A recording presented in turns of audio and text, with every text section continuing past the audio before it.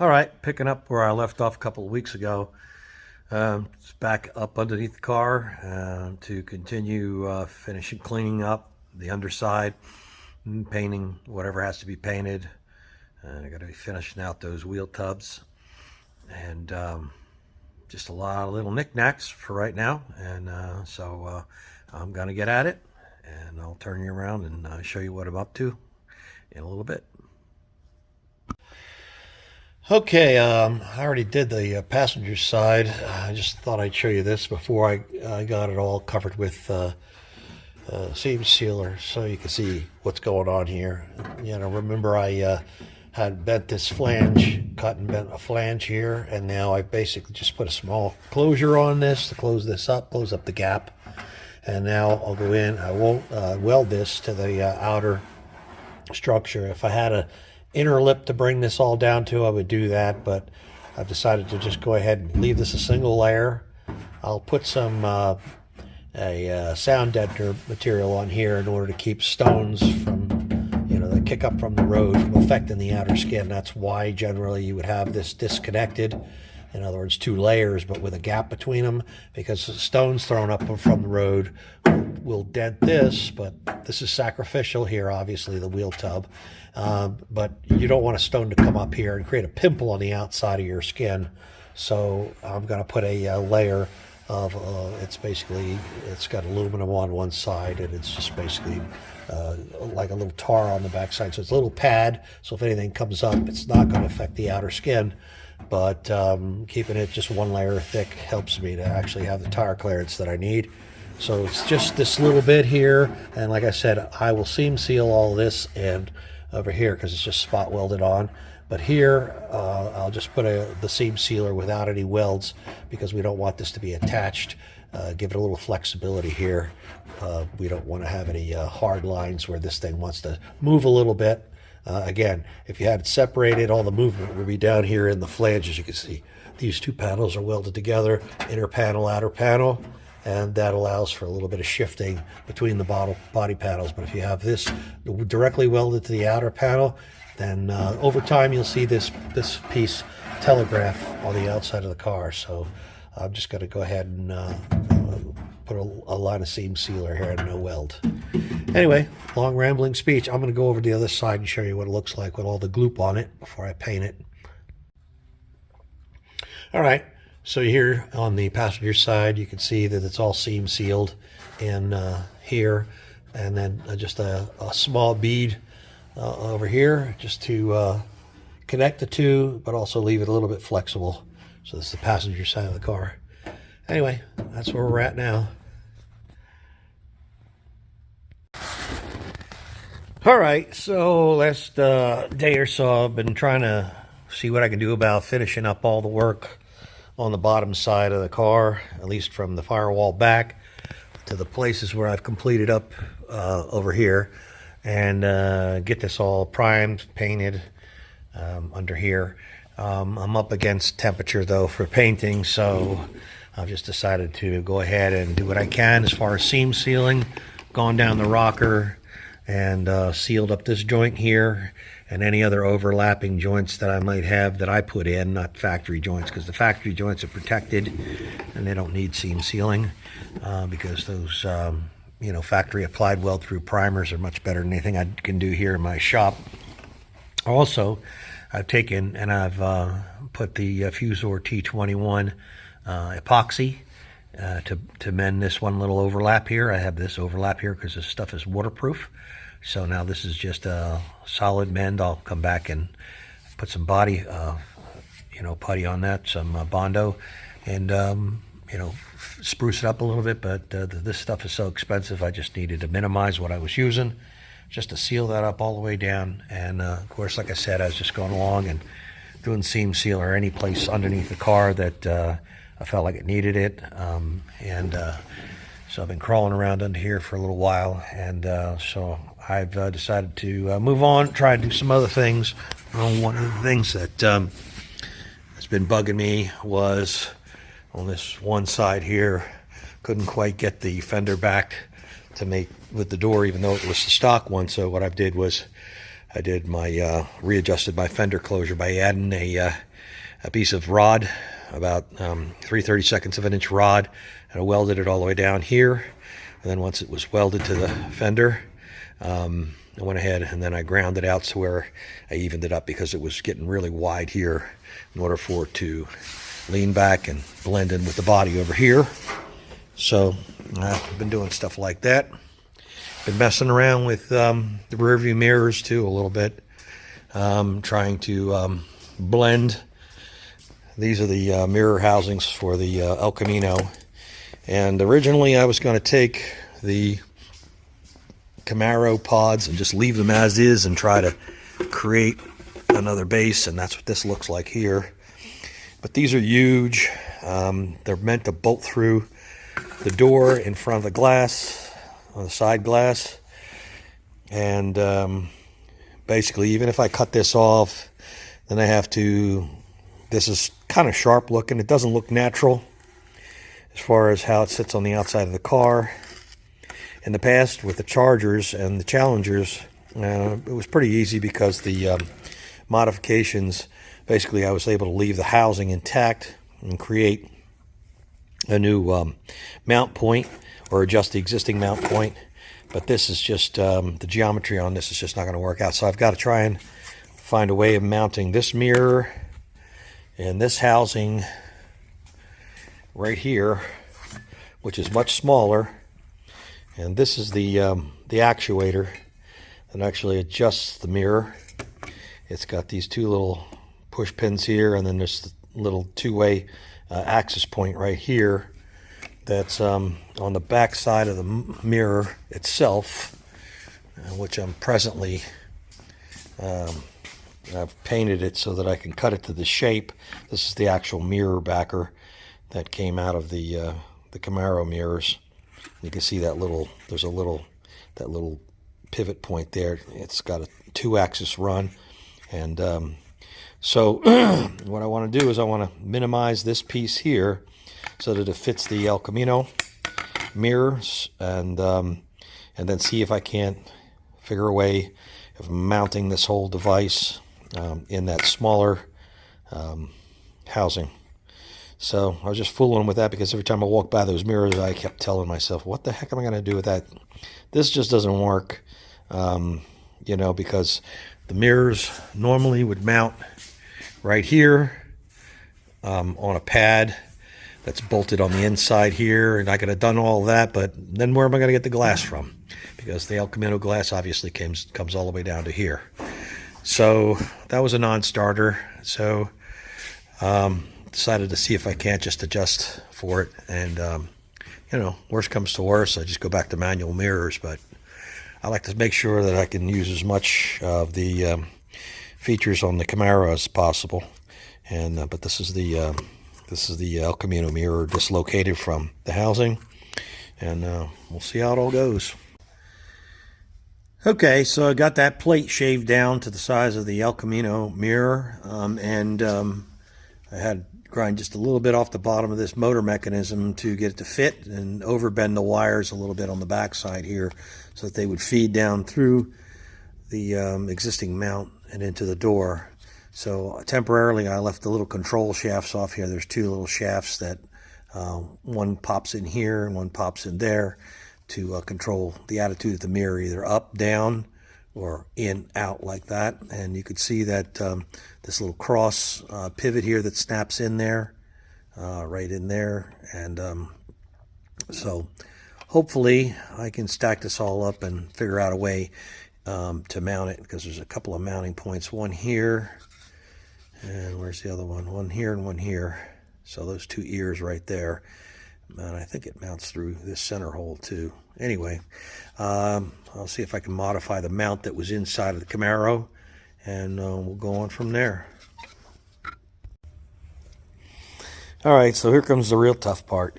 I've got this faceplate taped to where it's even, like that, to the motor. The motor is taped to this backer plate, which it eventually will get screwed to. Got all that together to where it's pretty stable. I've got this housing. I've been working back and forth to get the housing cut out the way it'll clear the motor and the wires and everything. This is the pedestal that goes on there. That's also been cleared out a lot, and that'll basically assemble to the bottom side here. Something like this here.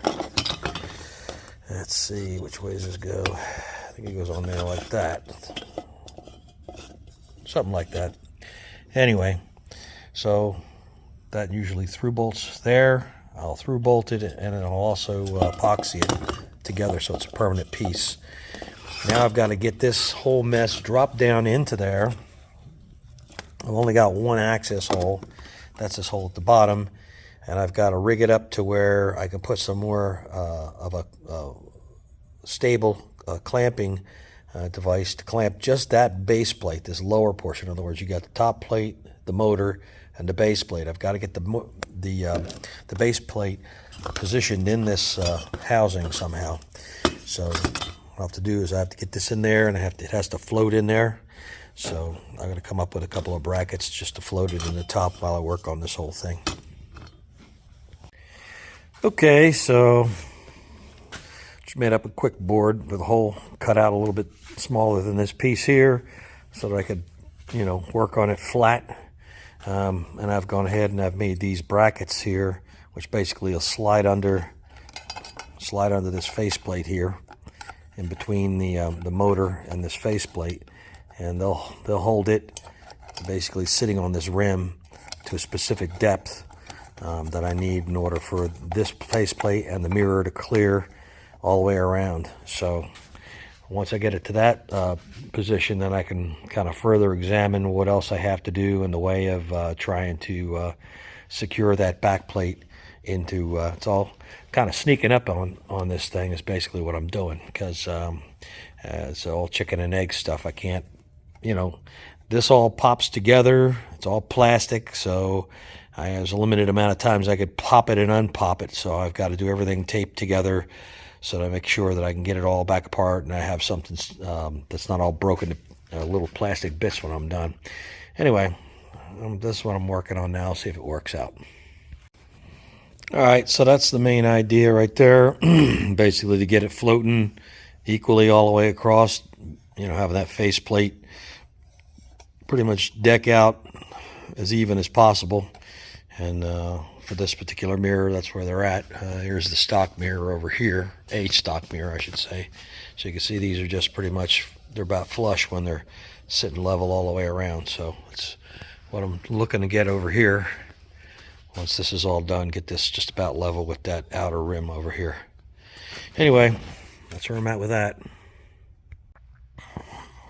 All right, so with everything taped into place, the mechanism taped into place, I went ahead and ran this piece of aluminum down through the backside. It's a bent at the bottom so that I could put some epoxy on the bottom side, which you can see ended up on the top side here, glued to the top surface here. And then also I put some glue between these two, between this backer plate and this aluminum piece, and just slid it down there and hope for the best. So now that I've got that everything back out of there, I can go in here and I could put epoxy around all of these legs of this backer plate here, and then I'll have something solid to screw this motor to, and everything should be peachy keen.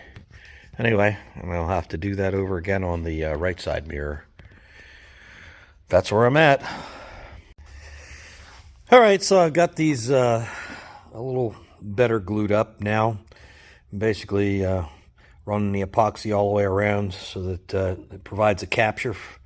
I'll probably put some more epoxy on there and then grind it out a little bit, make it look a little neater. Just because I got the second one worked out over here. Turns out the passenger side is a little bit shallower, so that was a little bit of a heartache trying to get everything to fit into that. So I'll have to do some work on the bottom side because I actually had to cut a hole where it's visible. So I'll have to cover that up with some sheet metal and then Bondo over the whole mess and try to fade it all out so that the motor fits in. At any rate, parabolic mirror is a little bit different size than the other side. It was interesting to see that this parabolic mirror is actually, it's almost like it's a two-way mirror, and the silvering is on the front. I never knew that. Silvering is on the back of the regular mirror.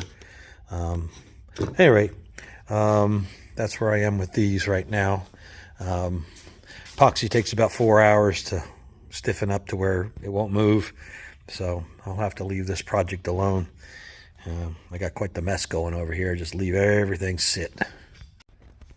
All right, so I'm back here on the back corner of the truck, car, whatever, and I'm starting to work this this corner here.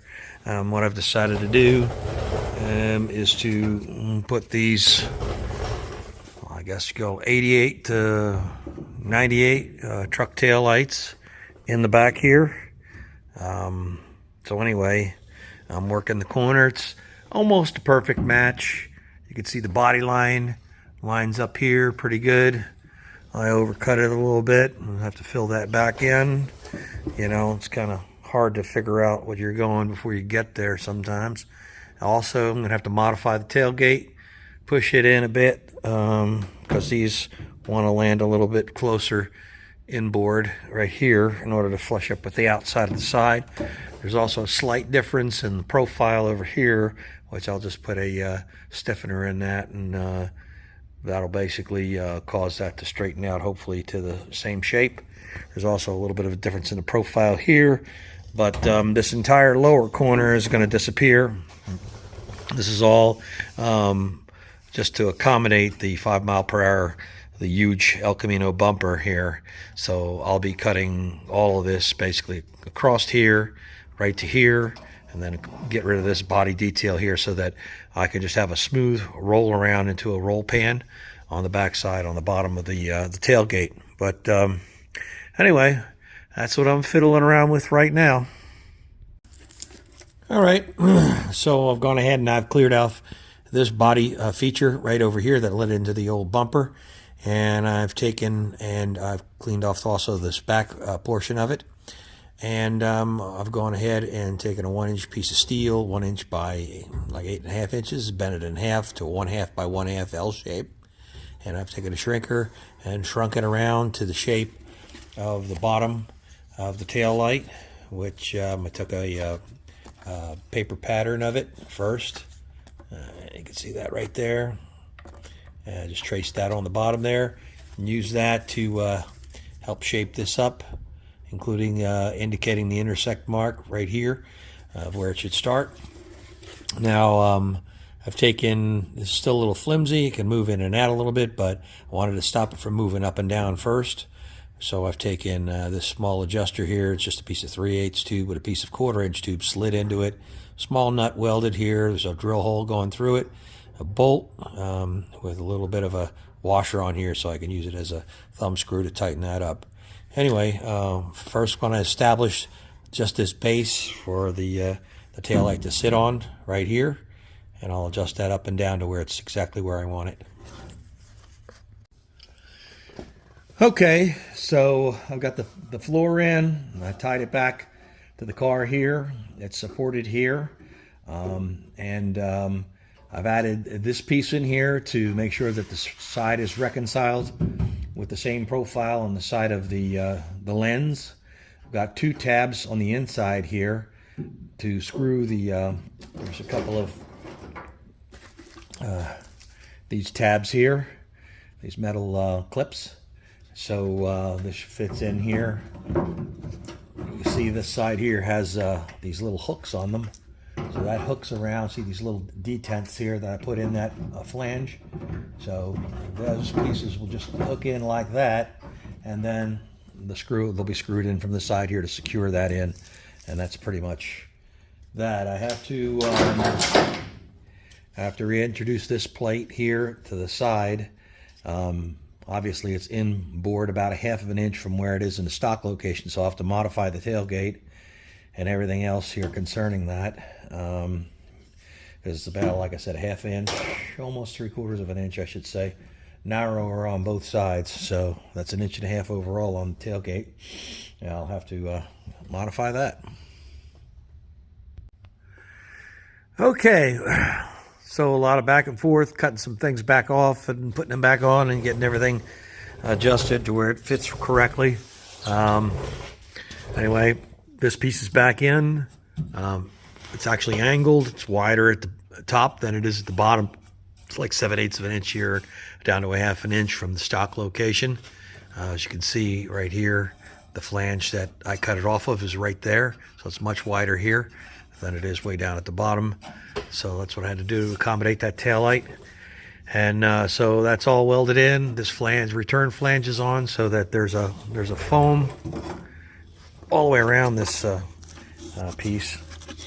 And you can see this little foam pad right here along this side, so that's got something to go against on that little flat area right there. And so then I've got this worked out over here. It's time to go out over there and repeat the process. I also had to come in here and make some modifications internally in order to clear all the protrusions on that fixture. So and then I had to weld all my openings back up to close this back up. I've got to remember to create some openings down on the inside of the quarter panel here to allow water to come out of this quarter panel here now, because you know, while it does have foam, there's no way this is going to be waterproof, so there will be water running into this area here, so I'll have to provide for some way for it to get out. Anyway, there's where I'm at, and I'm going to move on to the other side. All right, so got the driver's side pocket for the taillight done. Now I'm trying to complete this lower corner. There's a lot going on here. I've got this understructure. I want to cut some of it away, obviously, because I want to create a nice blended curve coming up from here. So the actual curve, the full curve, is at this juncture point right here. In other words, the profile will come down in here. And what I've done is I've projected that out, straight out with this piece of bent steel.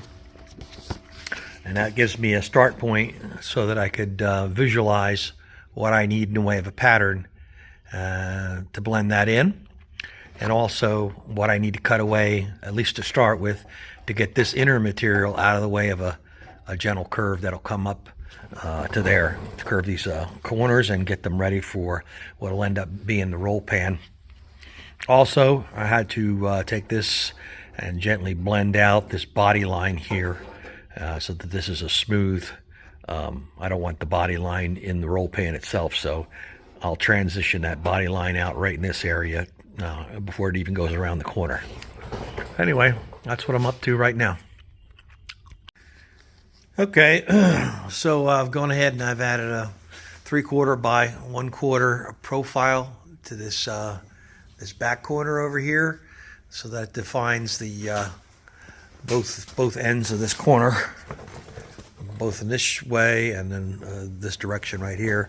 This is just put on there vertically using a small bullet level, and then I just got a temporary stop to hold it in position. And right now what I'm doing is, since I cut all of this interior metal away, I'm going about figuring out how to create a closure in here to box this out so that this is all closed up, so that water and debris and dirt and mud doesn't end up piling up in this inner corner over here. So that's what I'm doing right now, just developing patterns. I've already cut away everything I needed to cut away to make sure that when I do make my metal cap here to cover the whole thing, that I don't have any interference from this inner structure. Anyway, give you a good look at that. That's what it's up. All right, in between doing things on the back of the car there, on the roll pan and the taillights and stuff, I've been working on these because, you know, the epoxy takes about 4 hours, 5 hours to set up. So I've been basically putting these things back together slowly. And this one's got the motor back inside the housing, and the pigtail at the bottom, and getting ready to put the mirror piece back in. I've got to put the 2 rods in. There's these 2 little snap rods right here that fit on the back side.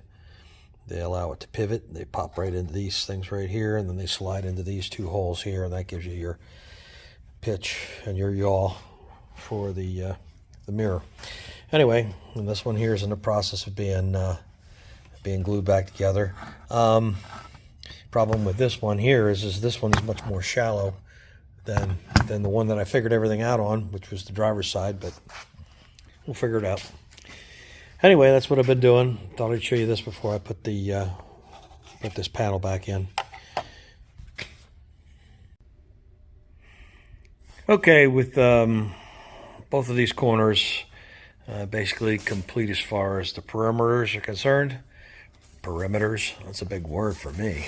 Anyway, it's time to basically make up the corner, which basically had to sneak up on, taking a piece of metal that's both got this length and then this length determined, and then as I slowly start to shape it, shrink it on the edges, and then try to put some shape into it by hitting it on this sandbag here with this nylon hammer, and kind of creating a little bit of prominence here, and then just going along and smoothing it on the English wheel as I go.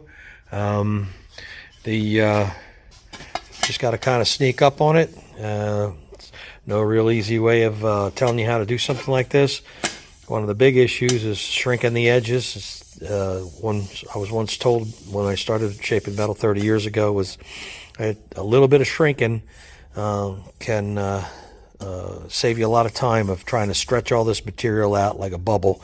If you pull in all the corners with a shrinker, which is a number of ways of shrinking. This one is a pretty expensive piece here that I got a real good bargain on. Those small shrinkers, they don't come in too handy when you're doing big pieces of metal like this, but there are other methods of shrinking that basically involve, taking a tool that looks like a pair of needle nose pliers, but it's not flexible, 2 prongs, and then kind of twisting, kind of like you see the corrugations on a piece of ductwork. When they want to fit 2 pieces of ductwork together, you create corrugations, and then you basically take a solid hammer, a body hammer, and you hammer them out.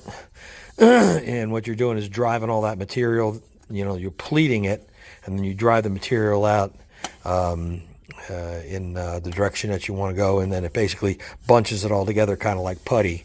That's another way of shrinking it manually. Also, some guys will take a tree stump or a big a log, and they'll take a grinder and hollow it out, and they'll just use that to hammer it in, and then naturally the edges will bunch up just as you would normally see them if you did something like that. And then they take and try to hammer those bunches out of the edges, which also shrinks it. It basically forcing the metal together. So I'm just working this corner a little at a time. And the hardest part is not making one. The hardest part is making the mirror image. The other side, it's got to look like this one. And so you can go back and forth a bunch of times, and you'll see flat areas like you can see from the light here. There's a big flat area here that has to be driven out, but it's not necessarily that it has to be driven out so much as maybe this needs to be shrunk down some more. Same with this edge here. So that's kind of the judgment call you got to make. That only comes with time and practice. All right, in between things, I've been gluing things back together with these mirrors, and I finally got the driver's side complete and reassembled. The motor's inside, wires fed through, and got the mirror glued down. I used this windshield adhesive right here, which is really some great stuff, but you want to make sure when you put this stuff on, you don't need to move it probably ever again. So anyway, I used that to glue a couple of spots on the backer plate, re-glue this mirror back in. So that's that side. Found out in the process of fishing through the shelves that I'd picked up the wrong housing. This is actually for the Buick Regal. That's why it was so much smaller than the ones that I had over this driver's side, the El Camino. And so I had to start all over with that one, but I'm currently in a position now where I've got this all back together, and I'm getting ready to, I've just painted the inside here with some of this trim black, and that way all my messing around in there is kind of obscured. Anyway, I'm getting ready to reassemble this mirror here when this all dries up and is ready for that. Over here on the car itself, here's the end result of working the metal yesterday afternoon. Spent quite a bit of time getting this piece shaped up, and it can be pretty tedious and pretty tiresome because there's so many aspects running in so many different directions to get this thing to, this is a much more gradual curve than this is, of course. Then you have to make sure that it follows through the curve of the line that's established for the taillights, and that it blends in to the bottom, which is a little bit complicated because there's a pinch weld under there, but I just wanted it to blend into this outer panel here, so I've got that going on here. So I'm taking a break from metalworking because, like I said, you should do that when that's, when your mind's clear and you're fresh, and that kind of wore me out yesterday, going back and forth, the power hammer, the English wheel, shrinker stretcher, hand manipulating, trimming, all that good stuff. So in the meantime, what I've also done is I've delaminated the skin off of the tailgate. This is the intersection. There's the skin over there. While the skin on the outside looked great, this entire inner panel from years of use was completely beat in. Across the top here was caved down. Over here and over here, these ribs were all gnarly. These inner pieces were, it's kind of hard to see how I would have repaired it if I didn't take the skin off. This enabled me to just basically turn this thing upside down like this and hammer and dolly all of these shapes back in, get the curvature back into this. This whole section from here to here was flattened out, no doubt from some load shift from way back when in the bed of the truck. Then these were all curled up, so I had to beat this whole section down. Same with this section over here. And now I'm getting ready to just put it back up on the car, see how it relates to my new locations for my tail lights, and see what I got to do to get the latches to work. Because if you remember, I pivoted those panels in that receive the latches, so this whole section here is going to have to be cut, moved, trimmed. We'll see how that all works out and what it looks like there. The other issues is the bottom is going to have to be somehow tucked in a little further, because in the process of doing these tail lights,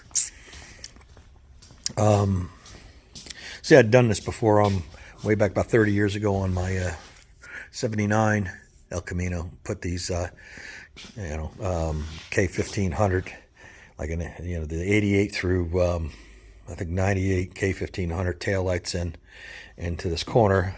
I did this, like I said, on 30 years ago, and I forgot that on that car I just had a very simple tailgate that wasn't actually a tailgate. It was just like a panel that had a couple of hood pins holding it on. It was just an rolled aluminum tail pan and a roll pan underneath of it, which is straight. Now this one here, I'm going to actually try to make it functional, so there's it's a lot more complicated than what I had done in the past. So like I said, these pieces here were leaned in about 7/8 at the top and about a 1/2 inch at the bottom, so the latches naturally are not going to line up exactly. So the tailgate right now wants to end right here, so it all has to be, the entire end section has to be moved over and tilted so that the latches will once again operate. And I'm getting ready to put the bolt the tailgate on and start actuating and see what kind of clearances and problems that's going to come from my genius idea here. Anyway, we'll move on from here. All right, with the sub panel, with the hinges thrown up there and just slightly bolted on there and positioned, I went ahead and I put the latch pieces in on both the tailgate itself and on the new location here. As you can see, we have to move this in quite a bit, probably eliminating most of this flange, at least 7/8 of an inch in. So I'm going to probably cut this right down this body line right here and see if I can't rock it in to make it all come up flush. Anyway, other things that had to happen is when I closed it up the first time without the latches, the bed right here.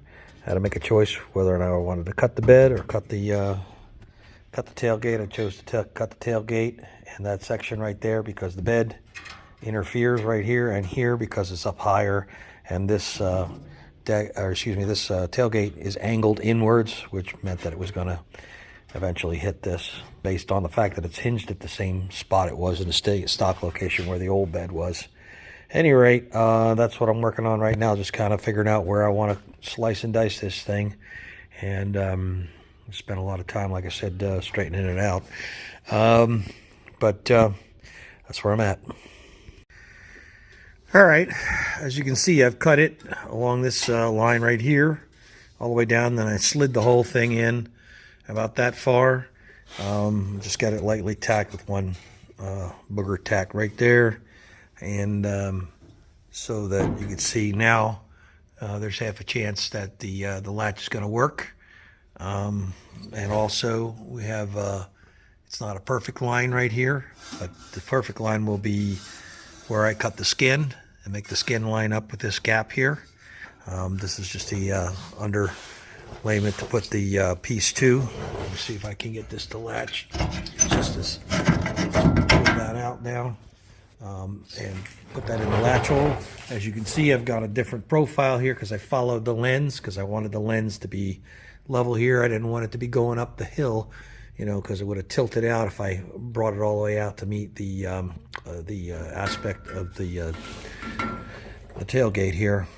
Anyway, so after I get all this established on both sides with the latch, I'm gonna have to come back in here and I'm gonna have to cut along this end here, and I'm gonna have to all the way to the top pivot this whole flange in until that flange reconciles with this part here. Actually, I'll put the lens of the taillight in here and basically reconcile that with this flange right here.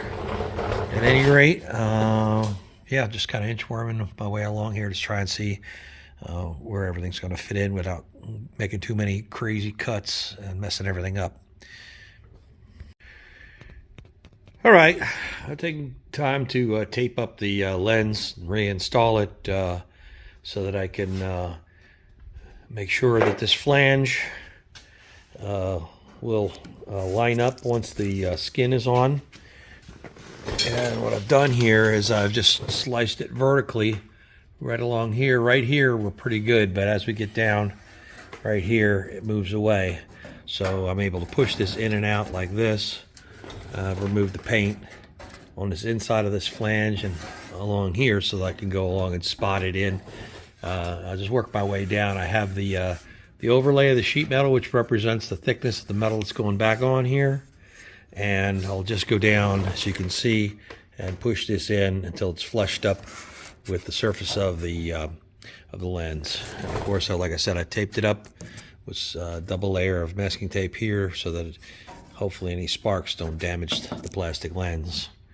And once I have this established over here at the proper depth, I'll pull all of this back out here so I can weld this back up solid. And that'll establish the profile right here to match the lens. So anyway, that's what I'm up to right now. Okay, so everything's welded up and ground off now, but basically you could see this, which represents the final skin. I've got this lined up, fleshed up with the lens, and the lens is blended into the side of the car. It doesn't blend perfectly. This has a slight curve, so kind of there's a tiny butt cheek here where the two of them come together, but it's not that noticeable. Then I took the body line and just ran it up and faded it out here. I was trying to figure out how I was going to eliminate it because I didn't want to have the complication of trying to work it through this area right here. So now we've got this fleshed up here, and it's time to go over to the other side. Rinse and repeat, but before I do that, I'll probably make the other cap on the bottom side now that I've got this whole situation worked out, where this is, I'm pretty happy with the way this all worked out, and looks like I'm going to be able to have a functioning tailgate. Anyway, that's where I'm at. Well, I got a little bit off the beaten track again, as I usually do. I see something and then I just go down a rabbit hole. When I was fitting up this side over here, I was realizing that the latches themselves had a lot of slop in them, so I needed to tighten them up a little bit. Basically, it's metal on metal normally, where these slide in and out of the latch. So what I did was just to tighten them up a little bit, because they're obviously worn over the years. It's over, it's almost a 40-year-old car here. It actually is a 40-year-old car now, 1985. So what I did was I got a little bit of this Delrin, or nylon, whatever you want to call it. Its technical name is Delrin. But I cut a piece here and notched it so that I could kind of push in and take some of the slack so that this wouldn't rattle in and out, like this. What that was doing was making this thing chatter a little bit. Now, I know eventually with a rubber stop back there, you can basically adjust this so this is very tight against the latch. It'll adjust the latch. But I decided I wanted to take a little bit of slop out of these mechanisms right off the bat, because they were a little bit worn out. I did that both sides so that I could see if this thing would, hold its position here, so to speak. And with that also, I went ahead and modified this other side. I'm not done with it. Like I did this side here, complete with taillight involved and all that good stuff, and that's ready to go pretty much. Over here, I just brought this side in so that I could work on the latches over here also. And I had to shorten up these rods for the same amount that I brought these in because of the side tail lights. So I just reinstalled this latch here and make sure that worked, and reinstalled the cables, make sure that I had clearance because everything is a little bit closer here. The other thing I had to do was I took about a 1/4 of an inch off of these latch catches right here. So that it would go a little more easy into the striker plate here. This space is a little bit closer than it normally would be on a stock piece. So I had to just take about a 1/4 of an inch off just so that it would latch back a little bit easier. Now, naturally, I don't have the front skin on here, so I got to do this one side at a time there. Naturally, the rod fell out because I didn't put the retainers on it yet. At any rate, I don't have anything to hold this forward except this little temporary aluminum tab here. As you can see, that just pushed out a little bit. But at any rate, I just push that back a little bit. That's just for fitting this thing up. There you go. That's a little bit better. Anyway, that's where I'm at right now, and all of this over here is just going to be a repeat of what I did on that side, so I won't drag you through all that just now. I'll show you that at the beginning of the next video. This is going to wrap it up for this 2 weeks on this video. So I'd like to thank anybody who's been watching. Appreciate you coming along for the ride, and I will see you on the next one.